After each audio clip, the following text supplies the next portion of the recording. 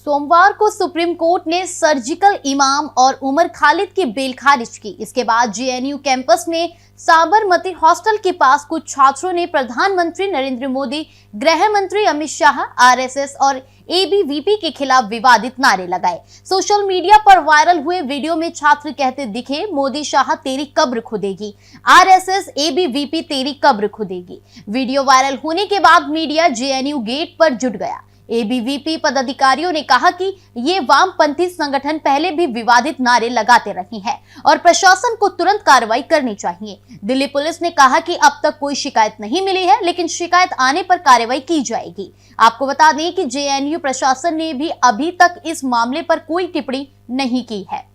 नाम बता दीजिए। आदर्श सिंह। आदर्श जी, आप एबीवीपी से क्या है? जी, करता हूँ मैं। अच्छा, क्या कहेंगे जिस तरीके से वीडियो वायरल हो रहा है जेएनयू कैंपस के अंदर जो है उमर खालिद और सर्जिकल इमाम को सुप्रीम कोर्ट ने बेल नहीं दिया, उसको लेकर लेफ्ट के लोगों ने जो है मोदी और अमित शाह के बारे में कब्र खोदेंगे जेएनयू के कैंपस में, क्या कहेंगे? देखिए, ये कोई पहली बार नहीं है और ये अभी पुलिस की गाड़ी भी गई होगी, आप लोगों ने देखा होगा, वो जो रूटीन जगह के लिए गाड़ी गई होगी। आज से लगभग 10 साल पहले, अगला महीना फरवरी का है, 9 फरवरी होगी, उस दिन भी ये नारे लगे थे।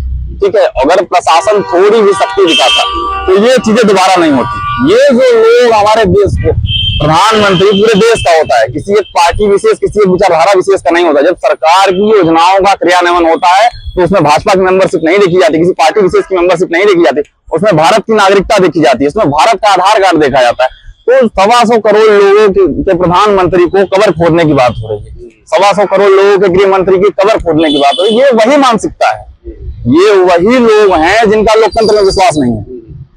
आखिर चुने हुए वोट मैंडेट से न बने हमारे प्रधानमंत्री, उसको तुम कब्र खोदने की बात कर रहे हो। ये वही मानसिक, ये सर्जिकल इमाम, उमर खालिद, आप इनका इतिहास उठाकर देख लीजिए, देश को तोड़ने का इतिहास रहा है इनका। चिकन नेक काटने की बात करने वाले व्यक्ति को मैं कह रहा हूँ क्यों मिलनी चाहिए जमानत। आज जो बांग्लादेश में हो रहा है, आज जो नेपाल में हो रहा है, आज जो जगह जगहों पर आगजनी हो रही है, जनजातीय आंदोलनों के नाम पे देश को तोड़ा जा रहा है, इसका बीज कहाँ है? आप उठा के देखिए बांग्लादेश का प्रोटेस्ट, जहाँ पे एक हिंदू दलित को मार दिया जा रहा है, वहां पे मॉब लिंच खुलेआम की जा रही है। उस देश में जहाँ का प्रधानमंत्री, जहाँ का राष्ट्र प्रथम व्यक्ति शांति का नोबेल पुरस्कार विजेता है। अब आप लोगों का जो है कैसे क्या रूप रहेगा? क्या वाइस चांसलर या दिल्ली पुलिस को आप लोग कुछ लेटर दिए? अखिल भारतीय विद्यार्थी परिषद का जो मूल है वो छात्र शक्ति, राष्ट्र शक्ति से। हम जब राष्ट्र शक्ति की बात करते हैं तो हम राष्ट्र प्रथम के भाव से काम करने वाले लोग हैं। ये जो कह रहे हैं कि राष्ट्रीय स्वयं संघ की कब्र खुदेगी, 70 लाख लोगों की मेंबरशिप है की। राष्ट्रीय स्वयं सेवक संघ जब देश में कहीं बाढ़ आ जाए, कहीं आपदा आ जाए, कहीं भी कुछ भी हो जाए, 24/7 काम करता रहता, उसकी कब्र खोदने की बात कर रहे हैं। और हम डे वन से लगे हुए हैं। हमारा जेएनयू केवल इनके लिए नहीं, जेएनयू केवल वामपंथियों के लिए नहीं है, जेएनयू उन राष्ट्रवादी ताकतों का भी अब गढ़ बन चुका है, अखिल भारतीय विद्यार्थी परिषद का, जो जब जब ये तोड़ने की बात करेंगे तो हम अपना सीना लेके आगे खड़े हो जाएंगे देश के लिए, मातृभूमि के लिए। अब आगे का क्या होगा? आगे इन पर हम लोग कार्रवाई के लिए प्रतिबद्ध है। अखिल भारतीय विद्यार्थी परिषद, हमारी पूरी इकाई, हमारे जितने भी कार्यकर्ता हैं, हम लोग अपना पुरजोर विरोध दर्ज कराएंगे।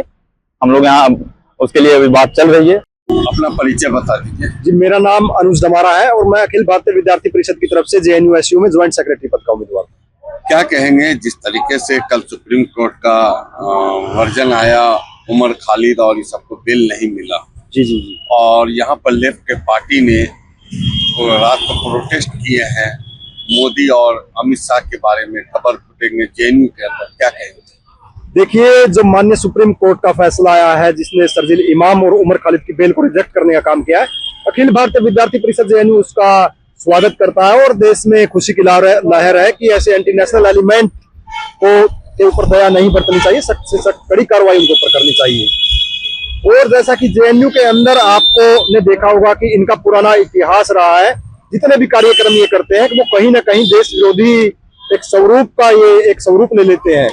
ये चाहे उस दौरान की बात रही हो जब उमर खालिद यहाँ पर थे, वो देश को तोड़ने की बात करते थे। उन्होंने तमाम विश्वविद्यालयों में, चाहे वो दिल्ली विश्वविद्यालय रहा हो, जेएनयू रहा हो, या एनआरसी या सीए के प्रोटेस्ट रहे हो, वहां पर भारत तेरे टुकड़े होंगे, कश्मीर को भारत से अलग करने की बात उमर खालिद ने की।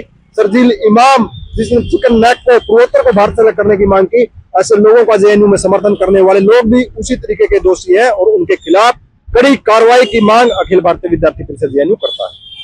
क्या कहेंगे, जिस तरीके से वीडियो वायरल हुआ है उसके बाद से आप लोग कोई कंप्लेन दिए हैं पुलिस में या जेएनयू केस में?